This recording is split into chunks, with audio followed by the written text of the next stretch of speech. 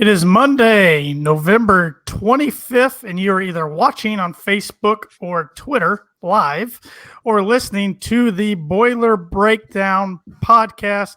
I'm Tanner Lee, along with Evan Webb, Andrew Eiler, and we're going to have our special guest, Cameron Screeton, who's a diehard Indiana football and basketball. Yes, you heard that right. The rare football and basketball diehard, not the reversible Notre Dame football, Indiana basketball. So he's a respectable IU fan that we enjoyed talking to. He's going to bring us perspective from the Indiana side on their season and on the bucket game coming forward. But first off, we have a football game to cover. Another loss, unfortunately, but it's against Wisconsin, and I think we all saw it coming. Wisconsin beat the Boilers by a score of 45-24. Closer than you guys expected, more than you guys expected. I'm trying to remember what I predicted last week, if I predicted we were going to cover or not. I think the spread was 24 at the time. Yeah. I don't remember. I will say they played a lot better. I mean, it was closer into the second half than I expected. I mean, Purdue they didn't lead at halftime, but they almost led. Right? Wisconsin scored with like a couple minutes left, right, to take the lead. Well, Wisconsin was up 4 and then kicked a 62-yarder. Oh yeah, that's right. That's 7. That's second longest field goal in Big Ten history.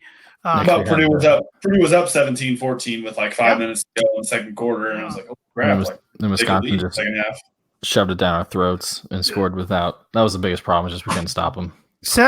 We haven't been able to stop them in 17 years, but the sad thing was when that kicker was lining up, I just had a feeling he was going to make it. How long was the kick that we had against Nevada? The Nevada kicker? 56. Okay, close enough. But this kid for Wisconsin, it was only his second attempted field goal of his career because he's their kickoff man. Oh, cool. Yep. Makes me feel better. But I just had a weird feeling. I'm like, this kid's going to make it because they were saying in the warm-ups that Dellinger kicking towards that end of the stadium was hitting a crossbar from like 65 out. So that told me, okay, though it must be a little windy there. So, yeah, it must have been windy. It is right off the lake. But the announcers never mentioned the wind. Madison's not off the lake, Webby. What body of water is right by Madison? Not Lake Michigan. No, but I mean, there's a lake. Oh, okay. Somebody's got to get on Google. Yeah. But, yeah, honestly, I was pretty happy the way Purdue competed. I mean, it was frustrating, especially on defense, but we knew they weren't going to be able to stop Jonathan Taylor. We knew it would be a win in Purdue's book if they could keep him under 200 yards, which they didn't.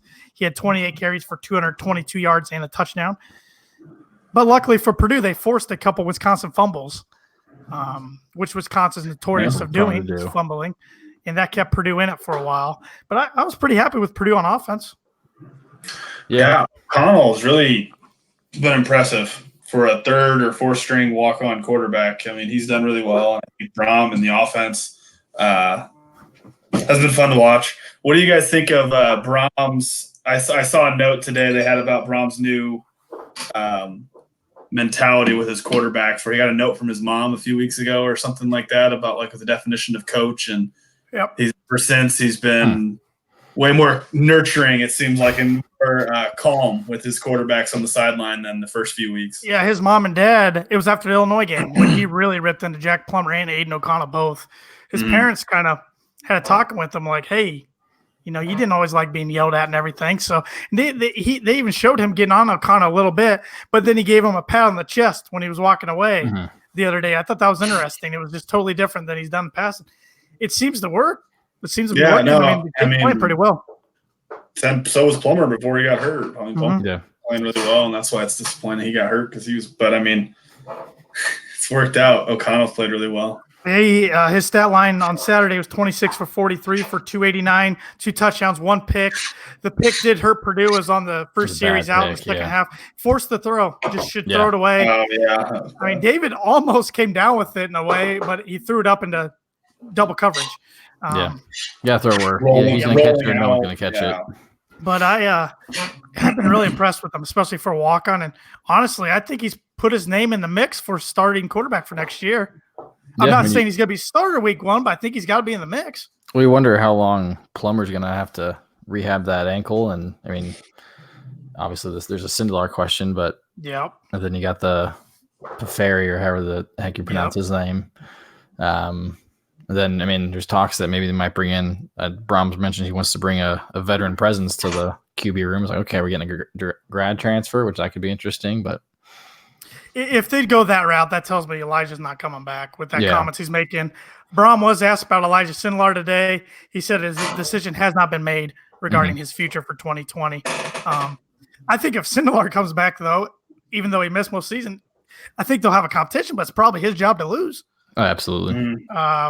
But it'll be interesting. Either way, besides if Michael Limo comes in and starts or Purdue ends up getting Hornsby and he starts, which I don't see either one of those guys coming in and starting. Either way, Purdue's going to have an quarterback with experience next year, and I think that's something positive to look on. I mean, if it's Plummer and O'Connell and Sindelar's elsewhere and they don't bring in, do you think it comes down to where it's been the past couple of years where you see both guys, Plummer and O'Connell, play? I wouldn't put it out of – I don't like using two quarterbacks, but I wouldn't put it out of the rim, just especially how mobile Plummer is compared to O'Connell.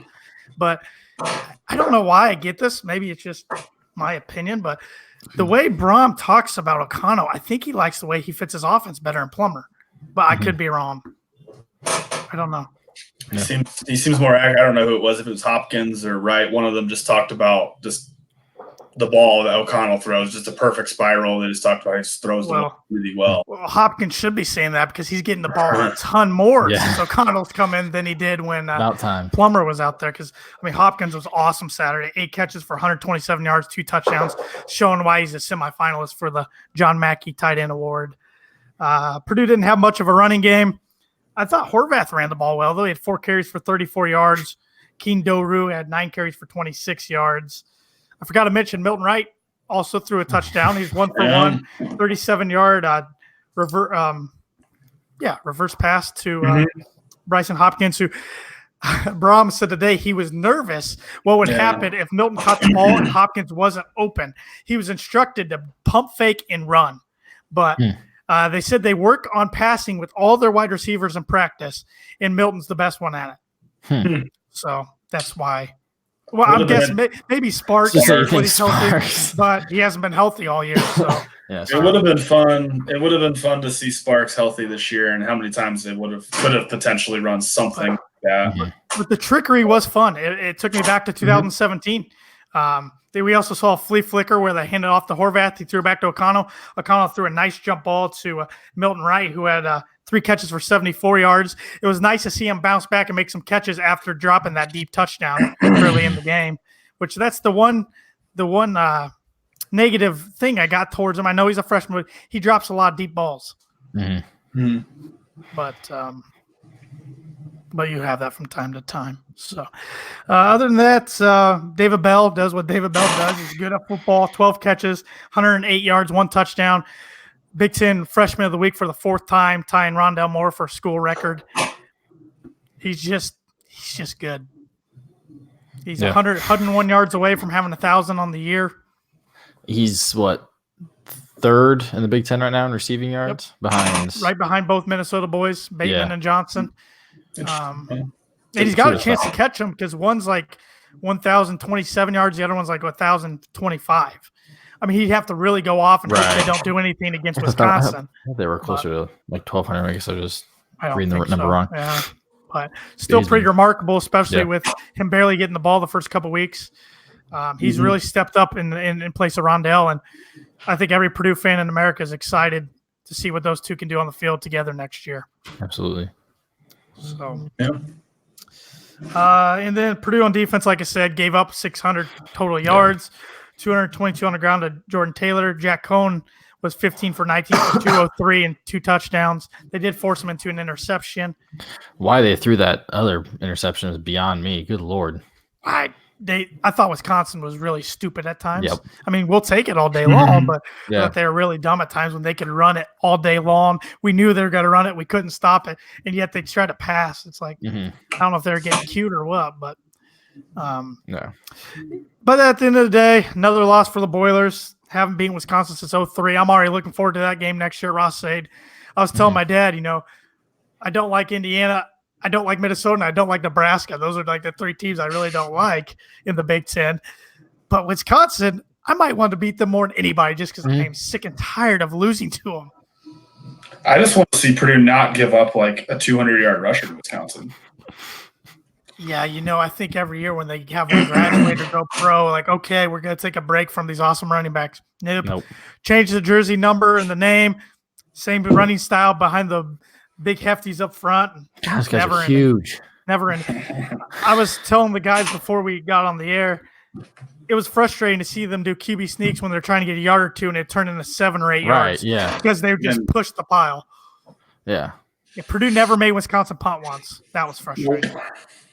Wow. Not once. But we were also playing. I was really frustrated with the way we were playing. Our defensive backs were giving them 15-yard cushions. Yep. I really didn't understand that part. But Braum was asked about that today, and he said he doesn't like giving up that much cushion. So he has said a lot of things that he doesn't like about the defense this year. I feel you said that before, though. Yeah, I still think Nick Holt's safe. I know a lot of people are calling for his head. Yeah. But I think his seat will be a little warm going into next year. I honestly think so. But but there is the new cornerbacks coach this year who came from Brown. Auburn. Yeah. Brown. Yeah, he came from Auburn. I mean, I know Holt, obviously defensive coordinator with Poindexter, but I mean, how much of this comes on? And I mean, he's a new DB coach. DBs, I mean, they're young. Have not played very well. Yeah. I mean, the injury to Graham really hurt too. Yeah. Because I feel like Thieneman and Mosley may not be the Grant cream of the crop. Yeah. Oh, they've just been, I mean, as we'll get into with Cam here in a second, Purdue and Indiana recently got banged up. Purdue's been banged up pretty much all year, along with Nebraska. They're probably the two most banged up teams in the conference. But Purdue's had a lot of guys step up, which is good for the future. But we've seen a lot of guys on the field that probably shouldn't be yet. Especially we had a freshman center, didn't we, this week? Didn't we have a freshman center? We've had him the last couple of weeks. He's a walk-on. He was already starting. Walk-on center snapping to a walk-on quarterback. He's a red shirt, isn't he? Yep. Yeah, I think so. I think he actually enrolled at – is he the guy who enrolled at Indiana originally and then transferred? I think so. And walked on to Purdue? It wasn't Horvath, right? I know Horvath was down to like – I'm pretty sure it's the center. Yeah, I think it was. I think you're right. Yeah, he was at IU and then decided it wasn't the right fit. So it was a really unique situation. Hey, the Lions played better the last few weeks. Yeah, I was actually pretty impressed with how the Lions played against Wisconsin. I was honestly impressed too that Purdue got to the quarterback a couple times. Didn't sack him, but got some hits on him. With Wisconsin's line and how Purdue struggles with rushing the passer, I thought they'd never get to Cohen, but they got it too a couple times. So mostly George, but also. I thought Derek Barnes played really well. I think he's been the unsung hero of the defense. So, all right. Any more thoughts on Wisconsin game? Another year, another Wisconsin game. That's well put. So now we'll bring in good friend of the show, die-hard Indiana football and basketball fan, Cameron Screeton. Cam, what's going on? And welcome to the Boiler Breakdown.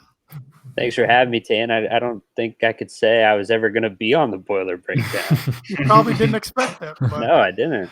But you're the biggest IU football fan we know. You're very knowledgeable.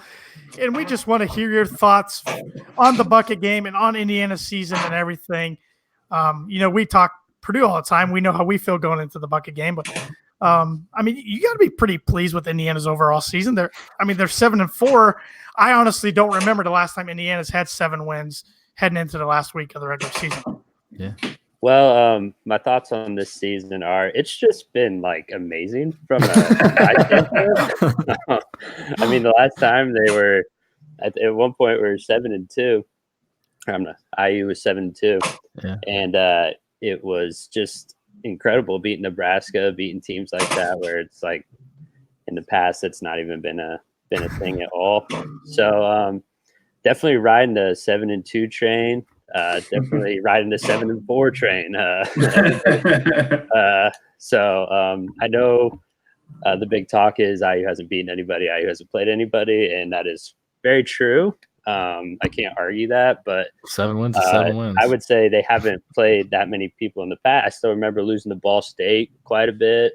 Still remember those games and questionable losses up up by 20 in the third quarter to Rutgers at home a couple years ago and losing that one was fun. So I'm enjoying it, man. It's been a heck of a ride this year, and I know it's not as good as everybody probably thought it was. I know I think they got a little overrated, a little overhyped there for a little bit, but I'm riding it, man. It's been awesome. I don't blame you. And I know from Purdue fan standpoint, we've picked on that not playing anybody thing, but you do have to play who's on your schedule. And there's times this year I've been cursing under my breath. Why did we schedule, TCU, Vanderbilt? TCU, well, we beat Vanderbilt. Yeah, TCU and at Nevada. Yeah, that was stupid. I mean, that was the game. Looking back, Purdue was fully healthy and had a big lead going into the fourth and blew it. They take care of that one. They're playing for an opportunity to get to a bowl. So credit to IU, they've taken care of the games they should. That's not easy to do. That's the thing. They've won the games they're supposed to win. Exactly. I would say, and I can't remember when they've ever done consistent like that. It's hard to do. We're supposed to beat this team. They're supposed to beat this team. And they do it. That is just, I haven't seen that. So, yeah, it's hard to do. Very hard to do. Your brother was at the game this past weekend. How do you say the crowd was? He said he said for the conditions, it was really good. It was kind of like pregame, I guess, was kind of like monsoonish, I guess. It was coming down hard. And then he said it got colder kind of as the day went on. It actually stopped raining there for the first half. So Carter said it wasn't just kind of cold and damp. And then he said it started to do that freezing rain type of thing. Yeah, it got nasty here. Yeah, it got a little nasty. But at that point, the game was way out of hand. So yeah. So yeah, it was one of those games that Indiana's had a few of these games in the past where it seems like they're starting to get momentum, really going for the program, and they're still on the right pace. Track, don't get me wrong, but they're right there to where they really need to get that big win to take that next step, and then they just fall flat. Yeah, that's what all the IU fan base is kind of wanting. That they want that signature win for the program. I think that's the next step for the program, and obviously when Michigan comes in and just clean your clocks after a promising showing at Penn State. Yeah. But we played really well and we came back against Penn State, and then you go into the Michigan week thinking we have a shot at home, and then just the wheels kind of fall off. I hate to use the injury excuse after I heard you guys have a walk-on center. I could do a walk-on quarterback, but I don't want to use injuries as an excuse. But I had some injuries in the first half there. Stevie Scott got banged up. Wap Fillier got a concussion against Penn State. Their best wide receiver, one of the best wide receivers in the Big Ten statistically, right behind David Bell. So it does, and I think programs like Indiana, Purdue, those middle tier programs, when you lose a big impact player like that, it's just it's not like we're like, hey, we got another 5-star on our bench. Let's send it's not Ohio State. Let's go. It's like, no, you got a weak little freshman that has to come in and play or walk on and stuff like that. It's like, our programs aren't built like that. So those injuries to those key players, it's just like, dang, man, this sucks. But yeah. You're right. I was going to ask Camo, what do you think? I know we've just in group text with the quarterback injury, Michael Penix Jr. going out a few weeks ago, Peyton Ramsey. I mean, every time I'll flip and watch some of the IU game, it always seems like no matter who the quarterback was, they always were moving the ball pretty well because Penix was kind of banged up. And before he's done for the year now, I don't know what his injury was, but how do you think that's gone with Ramsey? And I know he's got experience, so it's kind of good to have for both. Have two guys like that can come in and run the offense successfully. Definitely. It's, going into the season, the biggest thing with last year and the years past is the new offensive coordinator this year, and Kalen DeBoer has just been awesome. They needed a new offensive coordinator. Mike DeBoard, the old offensive coordinator, was DeBoring. That's what everybody said. So he retired, but and then bringing in a young Kalen DeBoer, who was at Fresno State, had some good offenses at Fresno State. And I think he's changed the offense completely, made it more dynamic quite a bit. And I think Penix and Ramsey have really benefited from him being the quarterback's coach, being the offensive coordinator, and just seeing the offense actually move the ball down the field a little bit, throw the ball down the field a little bit, has been awesome. But Ramsey's been great. The thing I see with Ramsey and the difference between Penix and Ramsey has really good numbers. His completion percentage is around 70%. But his big downfield, his arm isn't, I would say, below average arm strength for a Big Ten quarterback.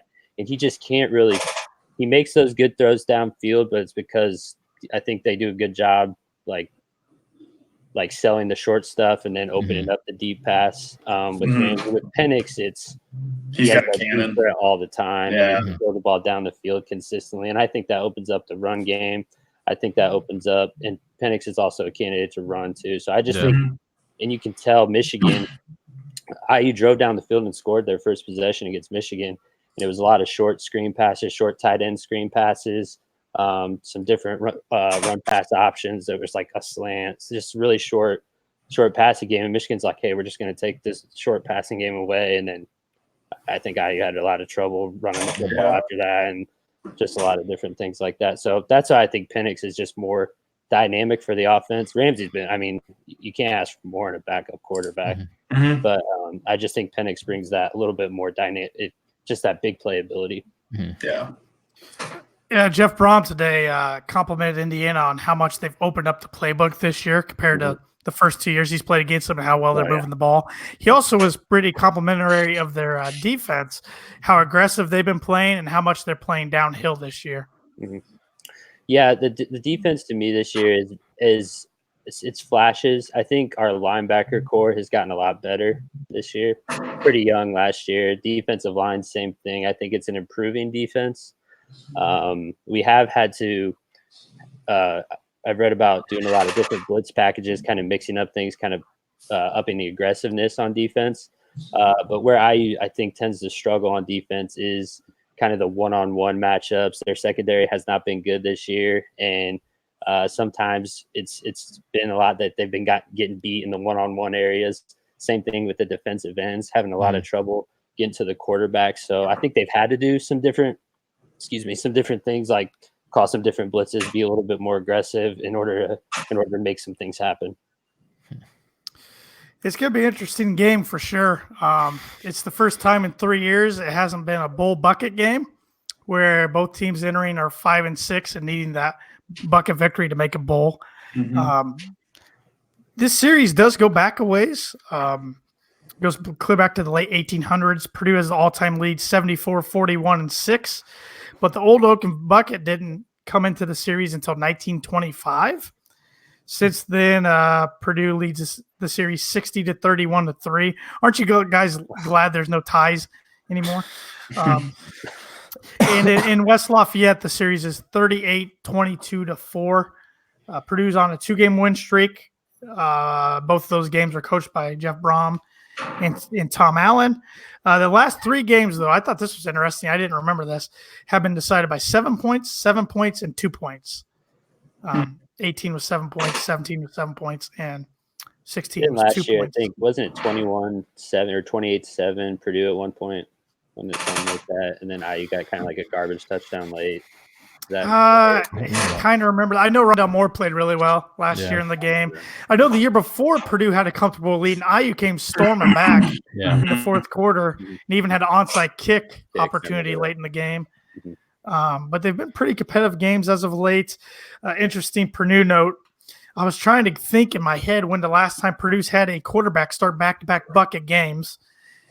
Can either one of you guys, Andrew or Evan, tell me the last quarterback to start back-to-back bucket games? Back-to-back bucket games. Austin Appleby. Yes. 2014 and 15. 15, he was not the starter late in the year. David Blau was, but Blau got a concussion the week before against Iowa. So Appleby played in the bucket game and then transferred to Florida after the season concluded. But before that, you have to go back to Curtis Painter for back-to-back. That just the Purdue's rotation, there's been no stability with one quarterback for the last decade. It's been crazy. And injuries and everything. So, yep. Well, that's just with also, Purdue hasn't had hasn't had one quarterback for. Yeah. Exactly. I mean, since Curtis Painter, they haven't had a stable quarterback. I mean, it's Turbush, Marv, Henry, like Mm-hmm. a trio for like 3 years, it seems like. And then Blau, Sindelar, Blau. Yep. Appleby. Yep. Yeah. Yep. Transfers, injuries, etc. Yeah, always had like two guys and nobody. And I mean, under Hazel, nobody played well, so they kept getting replaced. Yep. And yeah. Great problems with Justin Siller, or he would have been the guy. We probably actually wouldn't. We never would have seen Joey Elliott his senior year back in 2009. Yeah, it's just been. Hopefully that stuff stops soon, but I don't know. I mean, this year's been as crazy as ever when it comes to quarterback play, and Indiana's even seen injuries at quarterback. I mean, it seems like college football over the landscape this year. There's more quarterback injuries than I've ever seen before. It's even hit Alabama. I mean, I don't know what that is, but. This will be senior day for 11 seniors for Purdue. They only have 11 seniors. And I thought it was 12. I don't know. I thought it was 12. I might have counted wrong. I just counted them earlier. But, I mean, a couple of them could come back. Elijah Sindelar's got granted a 6th year if he wants it. Lorenzo Neal technically could redshirt and come back. But those are two. Navon Mosley, Marcus Bailey, Tario Fuller, Ricky Worship, Ben Holtz, Matt McCann, Bryson Hopkins. They're all have been contributors, if not this year, in the past. And then David Day and Malcolm Dotson are also 2 seniors. So the last game, those guys will be wearing the black and gold. So it's disappointing season overall for Purdue, I would say. Not going to a bowl. I think we all had expectations of at least 7-5, not 8-4, but injuries happen and slip up to Nevada, and here we are. Now all they have to play for is the bucket and trying to keep Indiana at 7 wins, not the 8, trying to ruin their, what is it? The 9-win Indiana. 9-win Indiana. It's still possible. Win the bucket, win a bowl game, they win 9 games. It is. So, but like I said, Cam, you got to be feeling pretty good that Indiana is going bowling no matter what. I mean, yeah. I mean, it was insane when they beat Nebraska and got that 6th win, and you're like, holy crap. They're 6-2, and they're going to a bowl already instead of trying to be a Purdue. It's always better than you to try to go to a bowl. So it's a lot different. And a lot on the line, a lot of people said, oh, who cares if Purdue wins? Well, you still want to keep the bucket for, in-state bragging rights, and you still want to keep that for in-state recruiting momentum. I mean, these 2 coaches are starting a battle for recruits. Whereas a few years ago under Darrell Hazel, when Kevin Wilson was there, Wilson was getting all the recruits over Darrell Hazel. Now it's you guys bring Hazel back. He was my favorite Purdue coach of all time. Only if you can bring Cam Cameron back or Bill Lynch, Gary DiNardo, any of those guys. But it should be a fun one. Predictions? Depends on if it rains. Well, the forecast right now is 70% rain, but Weather Channel says light rain. Not like a monsoon rain. So when I look at the hourly, it says it's supposed to. It lightens up around like 10 a.m. So it looks like it's going to rain before the game, and then but who knows? It's a week away. So crap, never mind. Now it says through 6 p.m. It's going to change. It's still early. It'll probably change.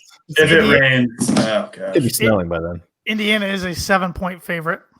Do you think that was right on the money, Camo? You think it's gonna be more or less? What do you think?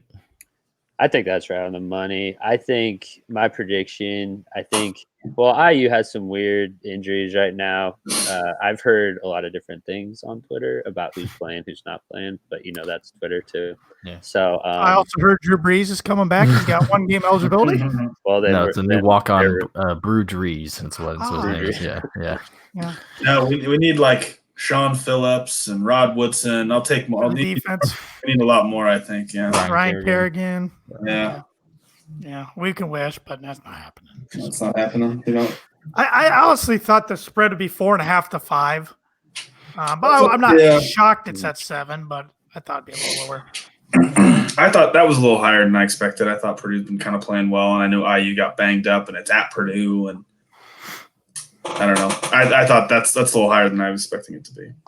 I was expecting. I was thinking 6. I was expecting under a touchdown. I wasn't thinking 7. I guess one thing I wanted to bring up before we predict that game and the rest of the Big Ten games in top 25. This was a hot topic today on social media. Mitch Daniels talked about it. I want to get you guys' thoughts. No. Mitch Daniels is a I like how he says it before I even ask the question. Mitch Daniels has been a proponent. He can't get enough people on board. And Jeff Brom was even asked about today in his press conference about the idea of possibly moving this rivalry. I don't know if it'd be every year basis, but at least once in a while to Lucas Oil in Indianapolis. Brom said he's all for playing anybody, anytime at Lucas Oil. He thinks it's great. The reasoning behind what Daniels is saying is really nobody's on campus, either campus over Thanksgiving week because it's weekend because it's Thanksgiving break, and he thinks the attendance would be better. Blah blah blah blah blah. I want your guys' opinions on that. I mean, if both programs are kind of on an upward trajectory, like they both kind of hopefully are, then if it gets to where this game, if it's 2 top 25 teams, then I think that would be cool. If it's at Lucas Oil, I mean, if you tried to do this last year or something like that, then the place would look empty. I mean, it would be the quietest game on that Saturday. I mean, it's rivalry Saturday, and there'd be the place. I don't know how much Lucas Oil holds. I know it's massive, but Isn't this Saturday's also the Indiana Ohio State, Michigan? Oh. No, but it's also Indiana State high school state championship. They would have to. Yeah, they would have to fix that somehow. I don't know. Maybe move the buck. No, you can't even move it up to Friday because they're Friday and Saturday games. Yeah. I don't know. They had a good point, Evan. I didn't even think about that. So they'd have to do something there. Yeah, I saw someone say maybe doing every other year. Do that. So do campus, Lucas Oil, other campus. I'm I mean, I could see that. That'd be okay. I like Andrew's idea of it'd be good if they were both really good. Yeah, teams. but you're gonna have to plan it years out. So right. I wouldn't. I don't think I wouldn't do it next year or 2 years from now. I mean, if Tom Allen and Jeff Brom are still at each program in 4 or 5 years, and that means both programs have improved and are relevant Power 5 programs, then it might be interesting then when they're both actually good. But they'll play for the bucket, and then we'll play the same place next weekend for the Big Ten championship. Yeah, there you go. That would be insane. But I saw one guy even propose on the board, it'd be great if we could put it at 8 o'clock at night, even if it's a Big Ten network. You could have a double header with Purdue playing somebody good in basketball at 2 o'clock over at Bankers Life, to Indiana playing somebody at 4 o'clock, and then the bucket game. If they could make all that happen, that'd be pretty darn cool. That'd be pretty cool. But cool. I don't know. I don't know if they'd be able to do that. But I do know Purdue and Indiana both like playing in Lucas Oil. Purdue's played against Notre Dame there in Louisville. Indiana played Ball State there this year. So they like getting in there when they can, and it's good for recruiting. But like you guys said, I think you need to get close to at least filling half or so. And really, I was looking back at the attendance numbers. The bucket attendance, even in years Purdue hadn't been pretty good, the attendance has still been pretty good. It's down in Bloomington where attendance hasn't been so good in years past for the bucket game. But I don't know. I'm kind of traditionalist when it comes to it. I like it being on campus, but I also liked when it wasn't on Thanksgiving weekend and students could really go to the game because especially those out-of-state students who go home for Thanksgiving, they never really get to experience a bucket game during their 4-year academic careers. So I hadn't thought about that. My first reaction was no, I don't really like that. But then I guess I hadn't thought about it being over Thanksgiving break. That makes me a little more that it could be good. Yeah, so I see. That's why I thought it was interesting to discussion because I see both sides, but I don't see it happening for a little while if it does. But it's interesting they're at least talking about it now more than they have in the past. So. All right, now let's throw out some predictions. God. Ooh. Oh, and by the way, real quick before we get into this, I know we're all Big Ten basketball fans. Not only did Michigan State get beat, Wisconsin just got beat by Richmond by 10. By Richmond. Rich what? How about Nebraska? Aren't they losing? Well, they stink. So. Let's see. It's all right. Butler beat Mizzou. It's okay. I'm starting to get scared about that Crossroads game already. So. Oh, Nebraska. They looked really good, actually. Oh man. Okay, well, we'll pick one game before we get to the bucket game because there is a Friday Big Ten game.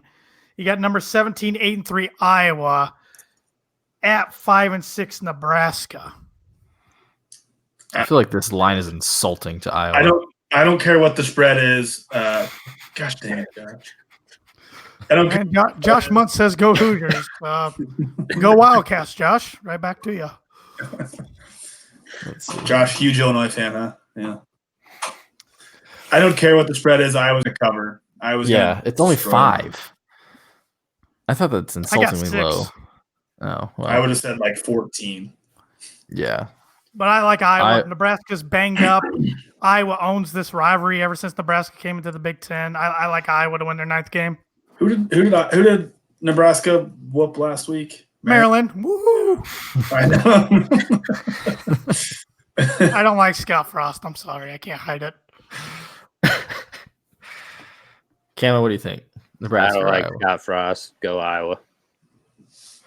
We're all in agreement on Iowa? Yeah. Iowa covers. I like it. Yeah, easy. All right, Indiana, Purdue. Let's get into it. Camo, guess what? And a score. I think it's going to be a close game. I really do. I don't really see either team really jumping out to a big lead or anything like that. I think I am maybe biased, but I'm going to take IU. I think they're a little bit better. I don't think they're as banged up this year. But going to Mackey and possibly playing in a game where weather could be a factor is very scary to me. But I really hope I gets those eight wins and maybe get to a little bit better poll. So I'm thinking IU probably 31-27. That's my prediction. My heart can't take it. I think it's gonna be a close one. My brain wants to pick IU, but my heart just can't do it. Camo, you're worried about weather. I mean, Purdue's averaging like 50 rushing yards a game, so if you can't throw the ball, then Purdue's not going to score. Yeah, Stevie Scott playing. I've heard this, right now they say him and Ty Freifogel, their second best wide receiver, are questionable. Okay. Penix was always like questionable all week, and then you'd see like if he'd come out, oh, he's warming up, he's not warming up. I think that's gonna be the same thing with Stevie Scott. I even heard a guy talk about he was like not like the injury was so significant he's gonna be out till the bowl game. But then and then I heard Wap Fillier is playing. Tom Allen said that this morning. He's got a cool name. Yeah. Wop, wop, wop, wop. He does have a cool name. But I think if Stevie Scott plays, I think that especially in a wet game, I think that'd be a huge help for IU big time with his running ability. So, but right now I think I would lean towards no from what I've been reading about. Yeah, I think Purdue's going to have to get creative with their offense again this week, hit a few trick plays. I think Brom's going to open up the playbook and just throw everything at them. Why not? Take some fakes on, especially you're going to have to. Not like if you lose, you're not going to a bowl. Yeah. The bowl's not happening. So, yeah, have fun, throw it around, see what happens. I do think IU's weakness is their secondary. That's been their weakness all year, and I think Purdue's got a really good. Obviously, they throw the ball a ton, and they got a really good wide receiver in David Bell. So I think I could definitely see some big plays. And I think they're going to attack the tight end. Give Bryson Hopkins, especially being senior day, 11 receiver or 11 seniors, give him the ball as much as he can. I like Purdue. I'll also go in a close one, 27-23. Is Rondell Moore and Lorenzo Neal going to play? No. Bigger picture. No, they've been. I really want to know the real story one of these days. I think we're going to learn what this season. Which one? Both. Moore or Neal? Both. I mean, more Neal than Moore. Yeah, I was going to say I think Moore's hamstring was more significant than they ever let on. Neal, I have no idea why he hasn't played, considering they said, he'll be ready for game one. And he supposedly suited up full gear last Tuesday in practice. So, see, I wonder. I think I'm going the other way. I'm going to go be the optimist and say that it's just a ploy that they're saving them, and then like Friday you're going to hear that like Lorenzo Neal was just dominating at practice, and Rondell Moore was back there, and then Rondell Moore is going to pull a Bobby Boucher and show up in the second half and just take the game. Sinzar coming out too. Yes, absolutely. Your day. Justin Last game of the year, Tiller for can't hold anything Heisman, baby. back. Last game of the year, can't hold anything back. Siller's going to come out Siller Sindelar's going to come out in the swing, just swing the ball around. Oh, man. For Brew, Drees, and a mustache. Marcus Bailey's going to play on a crutch. Just smacking people with the crutches. I have to pick Purdue. I think they're going to play well. I think even in the rain, I think the weather will be all right. Yeah, I'm going to go 31-24. God wants to watch his favorite two teams play. He's not going to let it rain. I am contractually obligated to pick Purdue, so he is correct. Yeah. Man, 27-24. I was expecting you to say like 45-44. I almost went 38-35. But I thought it's a little too high scoring. If Purdue had Rondale, I would have said that because I think both teams will just. I think the defenses are going to struggle a little bit, and defense.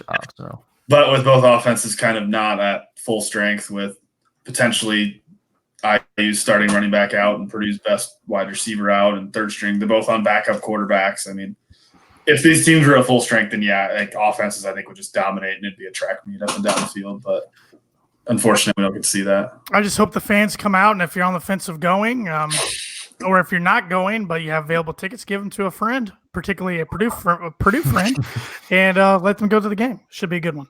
So, got the game. Purdue. What? Sorry, how many Purdue linemen are hurt right now? Hurt? Walk on. 2. Crazy. 2. Edwards and Beach, not Edwards. Washington, yeah. DJ Edwards and then Lorenzo Neal on defensive line. But they have a few other injuries out there, defensive backs, a couple linebackers. More big names on offense, but on defense they have more bodies hurt, I would say. I mean, probably their two best defensive players are hurt. Oh, there's no doubt. They're I was like more big names. I mean, Neal like hasn't played a single. Defense. Marcus Bailey played 2 games, and Neal didn't play a single down. So that never helps. But you got the game. It's called number 2, 11-0 Ohio State up at the Big House against number 13, 9-2 Michigan. These two teams right now are the best 2 in the Big Ten, in my opinion. Ohio State's an 8.5-point favorite. Ohio State is really good. Yeah. I don't know. I'm going to pick Ohio State. I think they cover just because I hate Harbaugh and I don't think he can beat Ohio State. So I'm trying to figure if they cover or if they really cover. That's what I'm trying to figure out. I think Ohio State wins and they cover. I'll say by 14. That's what I was going to say. Dang it. So I'm going to change my. I'm going to go Ohio State by 10. I was going to say that next. Oh, my God. it's too Split the difference. Ohio State by 3 touchdowns. Whoa. He just went all in, huh? All right. Yep. I like it. He's been all in on Ohio State every pick this year, but can't blame him. Ohio State's really good. Y'all laugh at me when I said they were going to cover. What is it going to take what is it going to take for Harbaugh to get fired? Like a 40-point loss. Yeah. That's what I'm I think he's safe. That's what I'm hoping They've been for. playing well enough lately. I think he's safe. I think they're pretty content right now. Mm-hmm. I do too. They Has he beaten anybody in his history? Yeah. Has he beaten anybody that he was like that they were not supposed to beat? Smacked Notre Dame this year. I mean, I don't know if he's supposed to beat them or not, but he smacked them pretty good. Sorry, I digress. But moving on down, you have the most disappointing team in the Big Ten, in my opinion, 2-9 Northwestern at 6-5 Illinois. I think they play for the Land of Lincoln Trophy or Lincoln's hat or something to do with Abe Lincoln. Illinois is a 9-point favorite. Northwestern has the worst offense I've seen in a while. Illinois coverage. I don't know. There were some bad Shoop, Daryl Hazel offenses in 2016. I feel like Purdue, A lot of screens. Yeah. Yeah, they cover. I think 2 touchdowns. Easily, Illinois. Illinois wins. I think they barely cover. I think it's like 10. Yeah, I think Illinois wins and covers. Northwestern was playing yet another new quarterback when I saw their game against Minnesota. Aiden Smith wasn't in. It was another guy. That's their fourth one I've seen this year.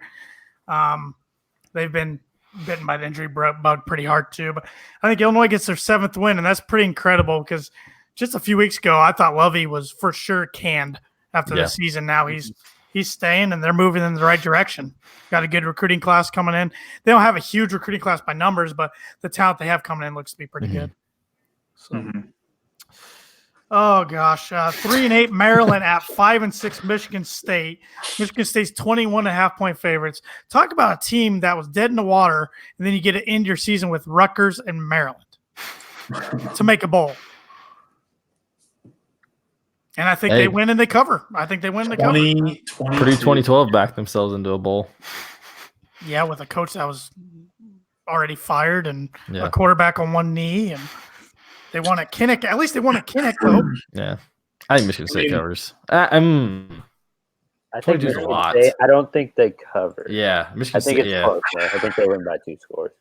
Yeah. I mean, I don't know. I didn't watch any of the Nebraska-Maryland game, but I did see that Nebraska. How could you miss that game? They were up like 35-0 or something. And Nebraska was so banged up, they had to put Luke McCaffrey, who's a quarterback, at wide receiver.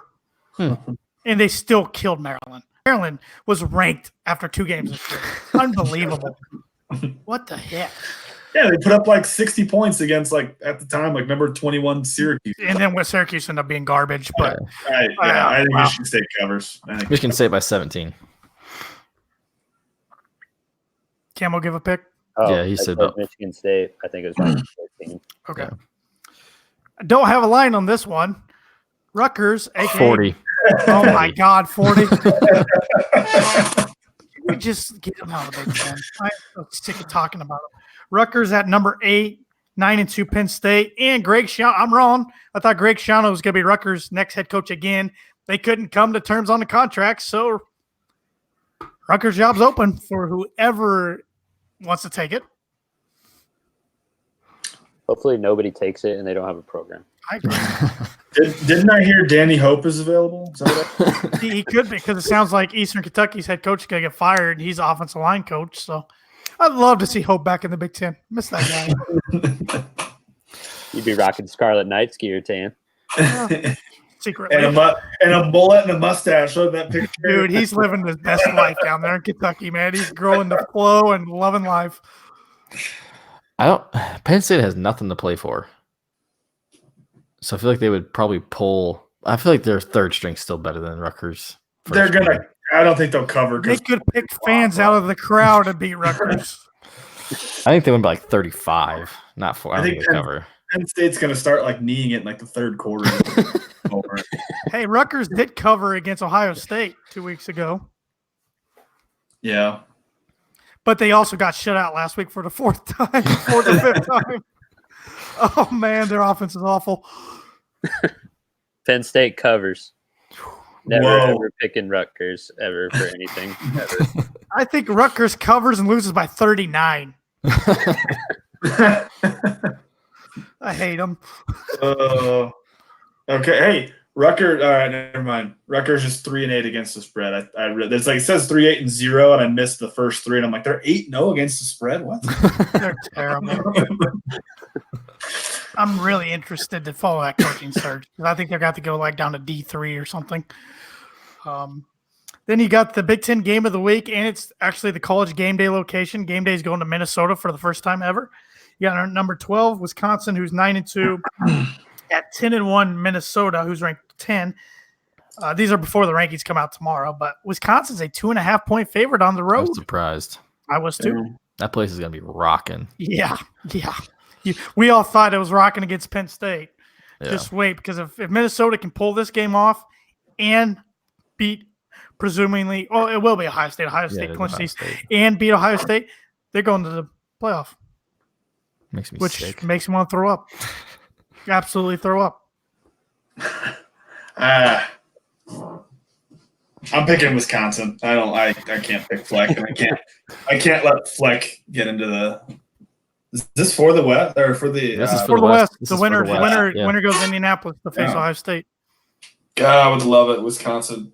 beat them. And remember Minnesota won in Madison last year as their first win at Wisconsin, like 20 years. And it kind of steamrolled their momentum going into this year. Mm-hmm. Hate it, but I think Minnesota gets it done 2 years in a row. Well, yeah. I'm rowing the boat as well. I think Minnesota wins by 3. I don't want Wisconsin, Ohio State again. Yeah, I'm tired of it. I think I'm tired of it, but I don't. You kind of see Wisconsin also kicking the crap out of Minnesota. I don't know why. I think if Fleck goes to the Big Ten championship, I think he's going to have a heart attack, like running up and down. Like he's not going to be able to contain himself. I think Jonathan Taylor runs all over him, goes over, pulls the plug out of Fleck's boat, it sinks. Bucky the Badger gets it out of the bottom of whatever lake, and then they chop it up with the axe they just won, pitch it in the fire. Wisconsin ruins Minnesota dreams. There you go, Tan. Now Minnesota, Fleck's got to go find this on the internet and use his motivation and probably win. Yeah, bulletin board material as he takes the Florida State job. Yeah. All right, let's pay him a ton of money, Minnesota. They gave him a big contract, but you know how that works. I mean, it's like a 6 or 7 year extension. But if a school, I mean, they would have to shell out a lot of money. But if they want to buy him out, they probably could. But it would cost a lot of money. I don't see him going anywhere unless. What if Brian Kelly leaves and takes a Florida State job? Could you imagine Fleck at Notre Dame? Could you imagine him trying to row the boat on those Golden Dome helmets? That'd be the greatest thing ever. I mean, I can't stand Notre Dame and Fleck. If they went there, my hatred would it would just be out of this world. Oh man. He would probably dress up as a leprechaun and run out on the field. All right, I'm sorry. He's short enough. Yeah, I can't contain my. I like making fun of that guy. I hope he stays in the Big Ten forever, just so I can make fun of him. But got some top 25 matchups here. Got a good one on Friday. Number 19, Cincinnati Bearcats at number 18, Memphis. Both 10-1. Memphis is 11-point favorite. 10-1. Wow. Friday at 3:30 on ABC. I guess it is Thanksgiving weekend. I guess so. Yeah, it's Thinking forgot about the holiday. My bad. Some of us work on Fridays. On Black Friday. Is the bank open on Friday? Yes, we're open. Oh, okay. Give me Penny Hardaway and the Memphis Tigers. Wrong sports. I'll take Memphis. Yeah, Memphis. Don't cover though. Yeah, I like Memphis in a really good game. I agree, Cam. They don't cover. Good defense, good offense here. Cincinnati has scraped by at East Carolina and at South Florida when they shouldn't have, but I like Memphis in this one. Is it Luke Fickell? Is he the coach? Yeah, Luke Fickell, Cincinnati's coach. Purdue plays Memphis next year. Host them at home. Hopefully they lose a lot. Yeah, not looking forward to that. Right now, that's going to be a fun one. Here's a rivalry game that used to be a huge rivalry, but lately Georgia's just owned it. Number 4, 10-1 Georgia at 3-8 Georgia Tech, and Georgia's a 28-point favorite. I mean, this rivalry used to be huge, but last couple of years, is Georgia going to be the representative for their division in the SEC? Yes. I think they win. They cover. Yeah, I think they cover. Georgia Tech's not very good. I agree. Number 3, Clemson, 11-0, 26.5-point favorites at 4-7 South Carolina. Can Muschamp pull off the upset like he did against Georgia? No. I don't think so either. I think Clemson covers. Yeah, I think Clemson's playing a little pissed off ever since those rankings came out a couple weeks ago and trying to prove something. Covers. I'm looking forward to this one. Iron Bowl, number 5, Alabama. Yeah. Without 10-1 at 8-3, number 15, Auburn. Alabama is a 4-point favorite. Alabama has to have this game if they want any shot at making the playoff, which their playoff increased with Oregon losing. Because even though I think Utah can win the Pac-12 now, but still could get stopped by an Alabama. Mm-hmm. Who's the backup QB for Alabama? I'm sure a ridiculous Brown? 5-star who got offered by every other program in the country. And Last name Brown. Didn't he throw didn't he have a huge game Saturday against Western Carolina? He was like 26 of 31 through 5 touchdowns. Yeah. Mac Jones. That's right. Yeah. Yeah, he actually didn't. He have a huge game. 10 for 12 for 275 and 3 touchdowns. I mean, good numbers, but 10 completions and 275 yards. Maybe I saw it come back. Yeah. 10 completions, 275 yards. I mean, he was averaging 20 about 23 yards per attempt. But yeah, I mean, they're playing a high school team. I think Auburn. Pick Auburn. I think I was going to pick Auburn too. It's at Auburn. Yeah, I think Auburn. I like him. Bo Nick. Is that his name? Bo Nix? Yeah. I heard he doesn't play well against the ranked teams this year. Bo Nix. He hasn't performed well against the teams. At the start of the year,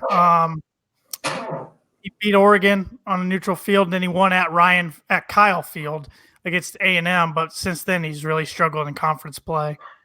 But I'm taking Auburn. I think it's more of I want to see Auburn win. Yeah. That is it. How crazy for Alabama not to be in the playoffs? I would love it. It'd be awesome. Well, Alabama hasn't had 2 losses in a long time. I'm kind of with you, Tan. I'm going to take Auburn because I want Alabama to lose. Yep. Wow. Did we all 4 just pick Auburn? We did. Wow. Mark it down. War Eagle. Alabama's going to win by 30.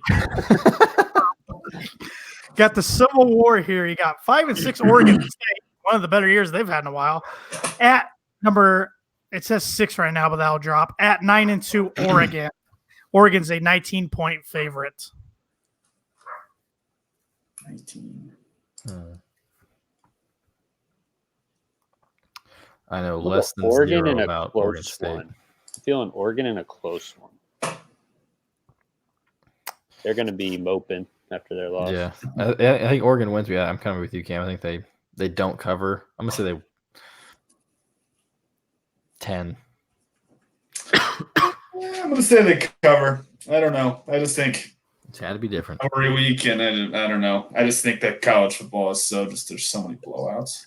I think Oregon's going to be very mad about laying an egg at Arizona State. Herbert played bad. I mean, they had everything in front of them. I think they cover pretty easily.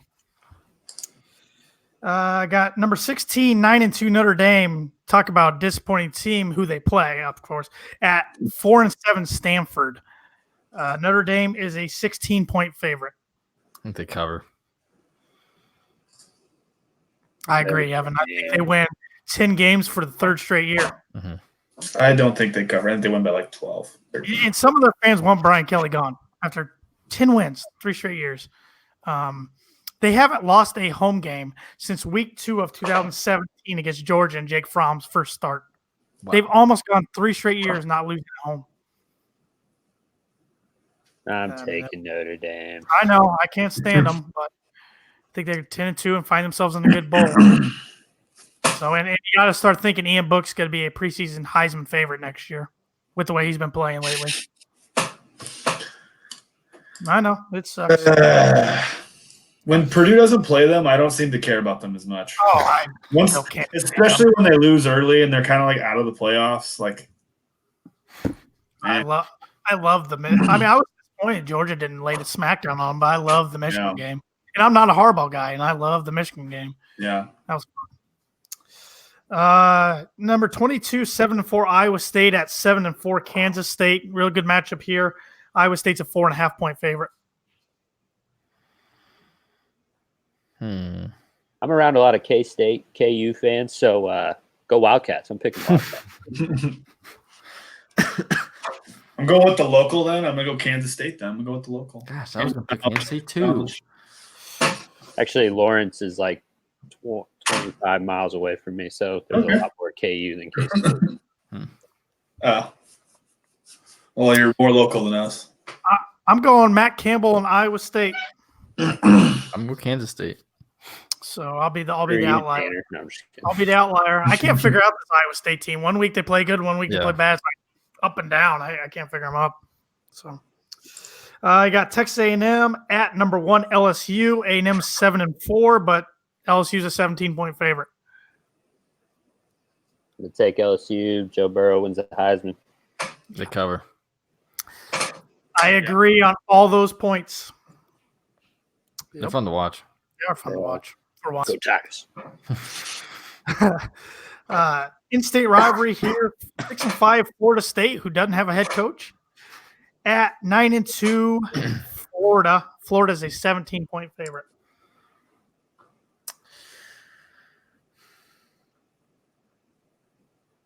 I think they're right. I think they win right at 17. I think Florida covers.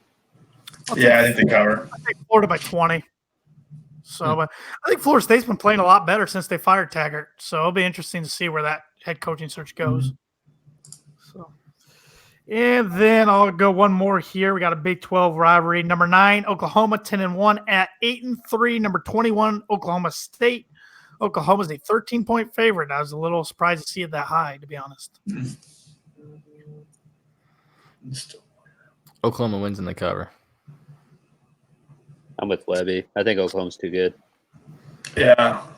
I don't think they cover, though. They win by like 10. They have a lot to play for. I mean, they could possibly still make the playoff. Might need a little help. Unless they slip up or Baylor slips up to Kansas, they're going to play again in the Big 12 championship. Mm-hmm. I like Oklahoma, and I think they cover right at 13, right on there. So, Camo, any final thoughts? No, I'm looking forward to Saturday. I think it'll be a fun game. I'm excited. I think Jeff Brom's outcoached Tom Allen the last 2 years, so hopefully, in my opinion, that changes a little bit. We'll see.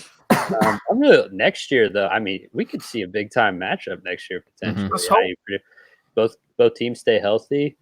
I know Purdue and IU both have a lot of guys coming back. So who does IU play next year? I want them to battle for that. Like both teams have 7-8 wins. That'd be pretty cool. I'll take that. Who's IU playing like non-con in their cross division next year? Any idea? I'd have to look at it. I can pull it up real quick. So I know Purdue plays non-con. They host Memphis and Air Force, and they go to Boston College. Their cross division next year is at Michigan, Rutgers at home, and at Indiana are their cross divisions. IU's got they actually opened up at Wisconsin on September 5th. I remember that one. Next year, I think, at each other. That sucks. And then they got Western Kentucky, Ball State, Connecticut. Those should be wins. Maryland, Rutgers. So they could go on a little roll there. And then they're against Illinois. The other one. And Purdue. So Wisconsin, Illinois, and Purdue. Okay. Mm-hmm. And where's Illinois at? That's at IU. Okay. Mm-hmm. That's later. That's November 14th. Yeah, they got a chance to start really good. Sounds like next year. Yeah. So that's I've got their schedules. They play at Wisconsin, at Connecticut, at Rutgers, at Ohio State, and at Michigan. Wow, that's. Oh my! Yeah, the at Ohio State and at Michigan is not going to be too. And at Wisconsin all the same year. Yeah, those are 3 L's, but hopefully they can get Penn State. That'd be a nice little signature win there on Halloween. That'd be a nice one, and then battling Purdue. That for like both teams. I want to see that, man. I want to see it so bad. It's not there yet, and it probably won't. I don't know if it'll ever get there, but I want to see both teams battling. It'd be great for the state of Indiana, particularly because Purdue doesn't play Notre Dame every year anymore. So that'd be awesome. Any quick thoughts on Indiana basketball before we get into Purdue basketball and you leave us? Tanner, did you do that on purpose to me? I'm not on the Archie train yet. They look better than I thought they would look. I'll give them that. I don't know why everybody just absolutely hates Tom Crean, absolutely loves Archie Miller. I haven't figured that one out yet. Maybe they know something I don't. But yeah, they'll be all right. I think they'll get 7th, 8th in the Big Ten. You can make the tournament. They're right there on the bubble. I think the bottom of the Big Ten is bad though. Bad on Big Ten. Yeah. Bad. I mean, I don't think it's a great year for the Big Ten. I don't think the Big Ten's going to get near as many teams in as they have in the past. Yeah. So that helps IU, I think. Justin Smith does look a lot better. Chase Jackson Davis is he's good. I think he's really athletic and he goes after. I mean, he's averaging 8 rebounds right now against North Alabama. So, but we'll see. We'll see. They'll be tested next week against Florida State. Florida State's a nice team. I'm ready for them to play somebody, see how they look. They're up. According to everybody, that's their best start in a long time because they're limiting turnovers. That's why they're off to a 5-0 start, limiting turnovers. Huh. Not Piece playing, of the puzzle. Not playing teams Ken Palm in the 275 range. That's not. They're up 16 at half right now.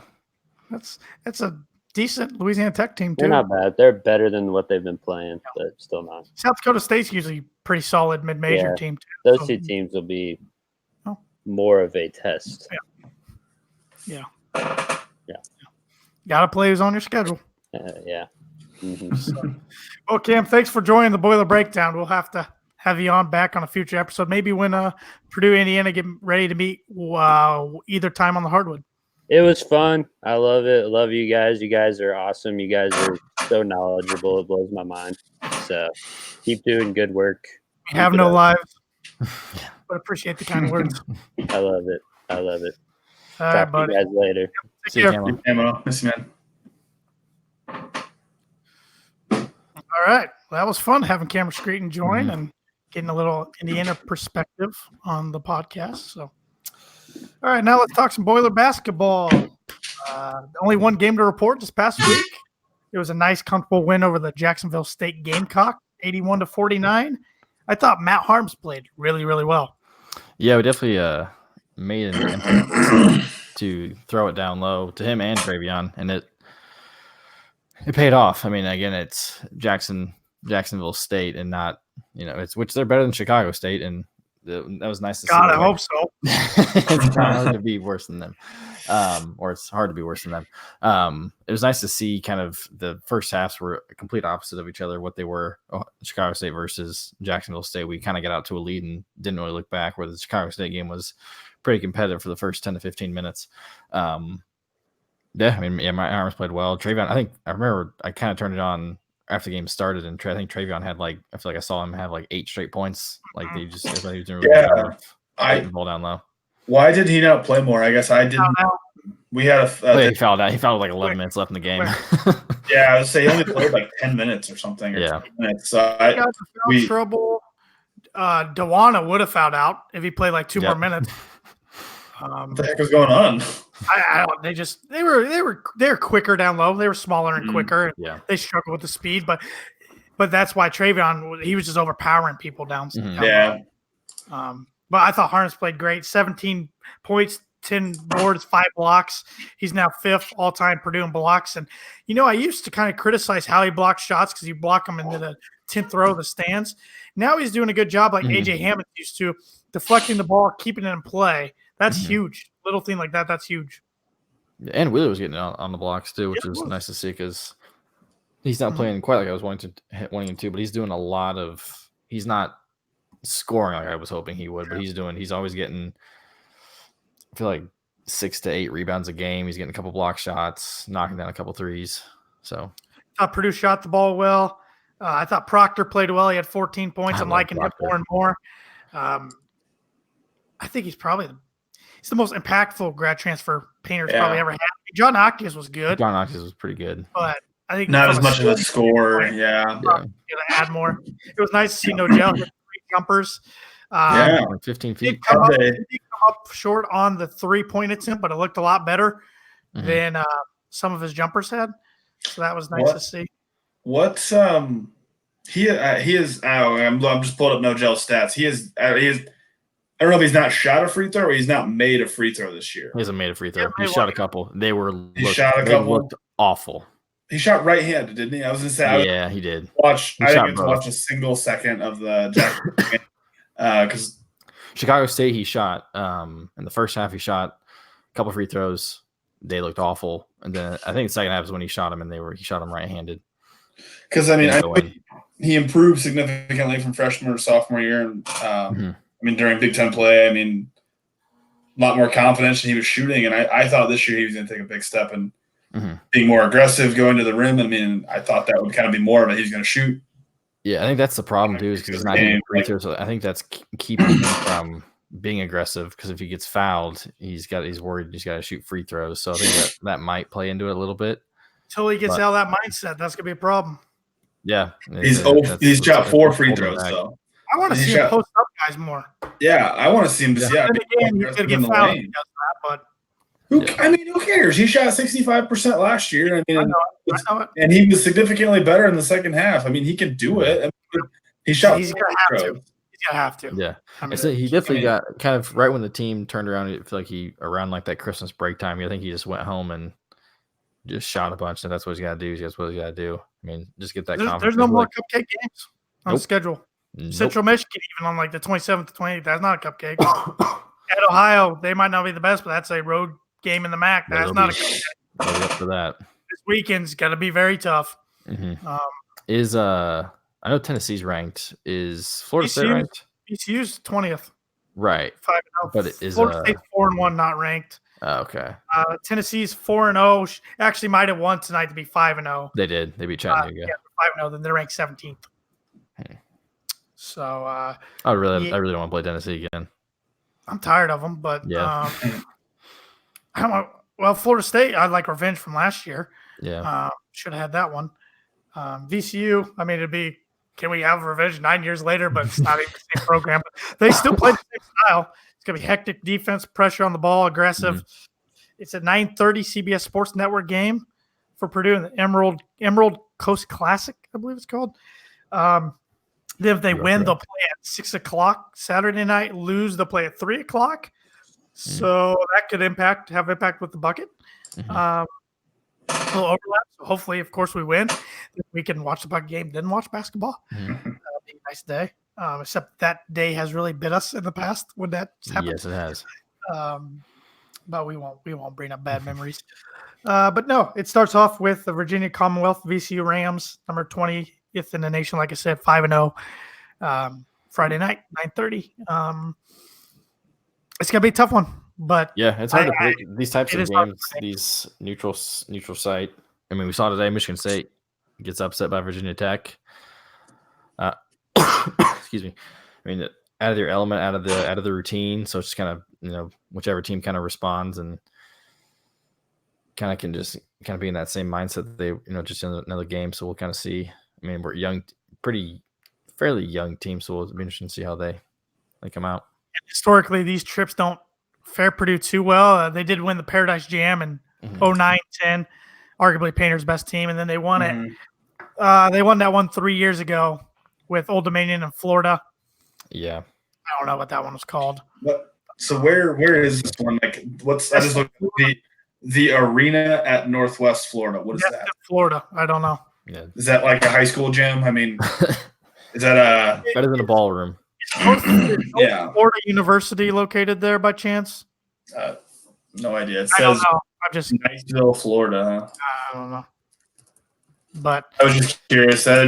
It's kind of going back to what you guys were saying. Purdue historically, that they come out flat. They're playing, like you said, playing in a ballroom, or they're playing in a gym that has 500 people in it, and it's quiet, and you hear everybody talking. And nice thing is Purdue travels these things pretty well. Yes. At worst, they need a split. Yeah. But I would really like to see 2 wins because you got Virginia coming in the Mackey next week in the ACC Big Ten Challenge. And then you get right into 2 Big Ten games. Yes, they do host Northwestern and play at Nebraska, probably the 2 bottom feeders of the Big Ten. Still, it's Big Ten basketball. You never know. So I'd feel a lot better if they could take both of these. Because then you still have Butler, who's playing well in the Crossroads. You have at Athens, Ohio, to play Ohio the week of the Butler game, and then you have Central Michigan all before conference. I know last year's team started 6-5, but I don't like to compare last year's team to this year's team. It's totally different. So I'm hopeful. Yeah. It's just too hard to predict, though. So I'm not gonna make a prediction. Like you said, Webby, it's just too hard with. I think it's gonna be close, but regardless of what the outcome is, I think it's gonna be a pretty tight game. I thought Seth Davis had us losing, but imagine that. He had VCU and Tennessee saying what a great matchup it could be if that's where it goes. It's because they're ranked. That's all I want. So, any closing thoughts? I am nervous about everything. I felt a lot better before we started talking. I was going through the day. I'm like, Purdue. I mean, Purdue's just better than IU. And now I was like, I don't know. Don't feel good. A little different on the side of the ball, but I believe in Jeff Brom. I think Purdue finds a way. I think Indiana's momentum's been declining lately. I mean, they played well against Pitt State. They did not play well this past weekend, and I think, 2 losses in a row. I think that's got hurt the confidence a little bit. Whereas Purdue, they lost to Wisconsin, but they battled for a while, and then they had 1-2 straight before that. So we'll see. We'll see. But this podcast, the Boiler Breakdown, is brought to you by Schroff Landscaping Nurseries, like it is every week. For all of your landscaping needs, contact them at 574-223-2769, especially for landscape design going into 2020, since it's getting colder and in the winter you can't do too much. But you can always plan ahead, so it's always a good thing. And, of course, you can like us on Facebook, and if you're following us, or if you're following along on Facebook, follow us on Twitter and Instagram at Boiler Break Pod. If you're watching on Twitter, go over to our Facebook page, The Boiler Breakdown, and like us on there. So stay up to date with the latest and everything. We post on there quite a bit, especially during games if we can. So look out for that. And, I love rivalry week. So let's boiler up, hammer down, beat the Hoosiers, keep the bucket, beat the Rams, and then either the Seminoles or the Volunteers. Boiler up.